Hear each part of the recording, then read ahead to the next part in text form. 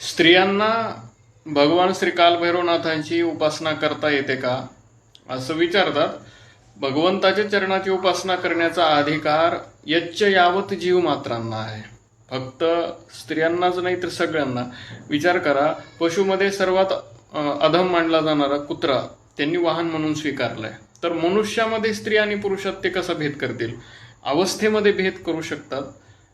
उदाहरणार्थ अपवित्र अवस्था आहे, रजस्वल अवस्था आहे, किंवा सूतक आहे, सोयर आहे. जसं घरामध्ये कुणी जन्मलं तर 10 दिवसाचा, कुणी मेलं तर 10 दिवसाचा असा विटाळ असतो. तर तो विटाळ, ती अपवित्र अवस्था फक्त मंदिरामध्ये येता येत नाही.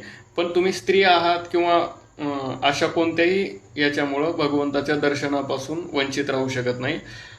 ह्या मंदिरामध्ये प्रत्येकाला दर्शनाचा भगवंताचा अधिकार आहे. स्पर्श फक्त सोहळ्यामध्येच करता येतो आणि तो विशेष पुजाऱ्यांसाठीच आहे. पण दर्शन प्रत्येकाला घेता येऊ शकतं. दर्शनाला अजिबात कुणालाही प्रतिबंध नाही.